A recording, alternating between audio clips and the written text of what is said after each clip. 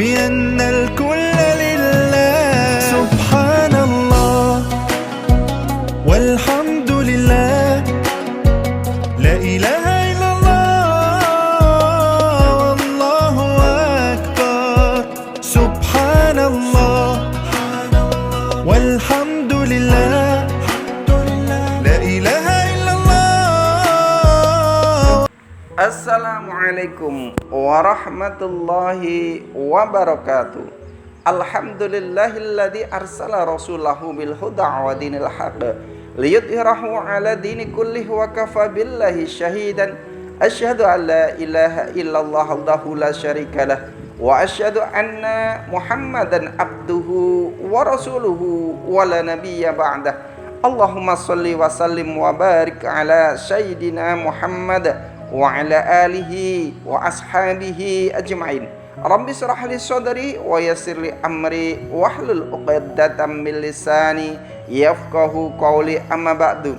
Para pemirsa yang dirahmati Allah Subhanahu wa taala, alhamdulillah kita panjatkan puja dan puji syukur kehadirat Allah Subhanahu wa taala karena atas limpahan rahmatnya lah, atas taufik dan hidayahnya lah, atas nikmat-nikmatnya lah kita hari ini ditetapkan dalam iman dan Islam, istiqomah dalam ketaatan, mampu menjalankan perintahnya dan meninggalkan larangan-larangannya. Mudah-mudahan Allah teguhkan iman ini hingga ila yaumil akhir hidup kita dalam keadaan yang husnul khotimah. Salawat dan salam tetap terlimpahkan kepada baginda Nabi Muhammad sallallahu alaihi wasallam, juara keluarganya, para sahabatnya, para tabi'in, tabi'in, para ulama dan kaum muslimin yang senantiasa berada di jalan Allah dan Rasulnya. Para pemirsa yang dirahmati Allah Subhanahu wa ta'ala, alhamdulillah kita dipertemukan kembali di agenda rutin kita, yaitu ngabalis, ngaji bareng Al-Kais. Pagi ini kita akan membahas tentang dunia sebagai penjara kaum yang beriman dan surga bagi kaum yang kafir. Para pemirsa yang dirahmati Allah Subhanahu wa ta'ala, Rasulullah di dalam hadisnya telah sampaikan kepada kita bahwa dunia ini adalah penjara bagi orang-orang yang beriman dan merupakan dunia ini adalah surga bagi orang-orang kafir. Orang-orang beriman senantiasa dibatasi dengan aturan-aturan syariat Allah Subhanahu wa ta'ala dalam menjalani kehidupan di dunia, sehingga ketika mereka taat pada aturan itu, Allah akan berikan kenikmatan berupa surganya. Sementara orang-orang kafir ketika menjalani dunia, mereka diberi kebebasan oleh Allah sebebas-bebasnya menikmati dunia senikmat-nikmatnya, tetapi karena mereka tidak taat pada syariat Allah, tidak taat pada aturan Allah Subhanahu wa taala, maka Allah menjadikan kehidupan akhiratnya adalah penuh siksaan. Mereka ditempatkan di neraka Allah Subhanahu wa taala. Hal ini telah dikabarkan oleh baginda Nabi Muhammad sallallahu alaihi wasallam 1400 tahun yang silam.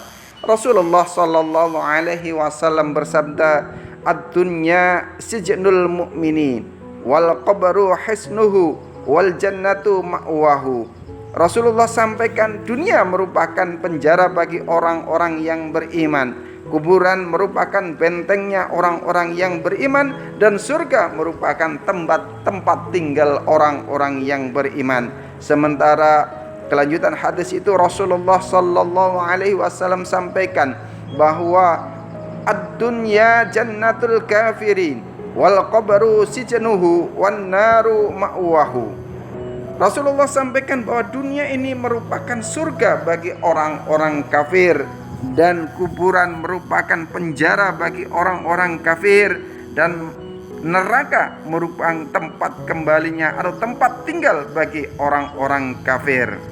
Para pemirsa yang dirahmati Allah Subhanahu wa taala, dari Abu Allah Al-Faqih Abu La'its Al-Samarqandi dalam kitab Tanbihul Ghafilin menyampaikan komentarnya mengenai hadis di atas, bahwa orang yang beriman, orang yang taat pada syariat Allah, orang yang tunduk pada hukum-hukum Allah. Meskipun dia kaya, namun jika dibanding dengan nikmat dan kemewahan di dunia dengan kemewahan di surga, maka seolah-olah dia berada dalam penjara, karena tidak sebanding antara kenikmatan dunia dan kenikmatan yang ada di surga. Kemewahan dunia tidak sebanding dengan kemewahan yang ada di surga, maka dia seolah-olah berada di dalam penjara. Sebab ketika orang-orang yang beriman itu berada di dalam keadaan sakaratul maut, surga diperlihatkan kepadanya. Ketika dia melihat kenikmatan dan kemuliaan yang sediakan Allah Subhanahu wa taala itu di dalam surga yang ia lihat itu, yang Allah perlihatkan itu, dia merasa bahwa hidup di dunia ini seolah-olah hidup di dalam penjara. Sedangkan sebaliknya, bagi orang-orang kafir, ketika dia berada dalam keadaan sakaratul maut, maka neraka diperlihatkan kepadanya, siksaan diperlihatkan kepadanya. Ketika dia melihat siksa yang diancamkan oleh Allah Subhanahu wa taala di dalam neraka itu, maka dia merasa bahwa dunia ini adalah seolah-olah surga baginya, kebebasan baginya, kenikmatan baginya. Para pemirsa yang dirahmati Allah Subhanahu wa taala, oleh karena itu orang yang berakal sehat tidak akan senang hidup di dalam penjara dan tidak akan mencari kesenangan di dalam penjara. Orang yang berakal sehat hendaknya memperhatikan perumpamaan dunia ini sebagaimana yang telah diberitakan atau diberikan oleh Allah Subhanahu wa taala melalui firman Allah Subhanahu wa taala dalam ayat-ayat Al-Qur'an. Oleh karena itu Rasulullah sallallahu alaihi wasallam melalui sabdanya dan oleh para cendekiawan sampaikan bahwa Allah Subhanahu wa taala telah berfirman dalam surat Yunus ayat yang ke-24. Innama mathalul hayatid dunya kama in anzalnahu minas samai fakhtalata bihi nabatul ardi mimma ya'kulun nas wal an'amu hatta idza akhadhatil ardu zukhrufaha wa zayyanat wa dhanna ahluha annahum qadiruna 'alaiha ataha amruna lailan aw naharan faja'alnaha hasidan ka'allam taghna bil ams kadzalika nufassilul ayati liqaumi yatafakkarun. Sesungguhnya perumpamaan kehidupan duniawi ini adalah seperti air hujan yang kami turunkan dari langit, lalu tumbuhlah dengan suburnya karena air itu tanaman-tanaman di bumi itu. Di antaranya ada yang dimakan manusia dan binatang-binatang, hingga apabila bumi itu telah sempurna keindahannya dan memakai pula perhiasannya, serta para pemiliknya mengira bahwa mereka pasti menguasainya, tiba-tiba datanglah kepadanya azab kami di waktu malam ataupun siang, lalu kami jadikan tanaman-tanamannya laksana tanaman-tanaman yang sudah disabit, seakan-akan belum pernah tumbuh sebelumnya. Demikianlah kami menjelaskan tanda-tanda kekuasaan kami kepada orang-orang yang berfikir.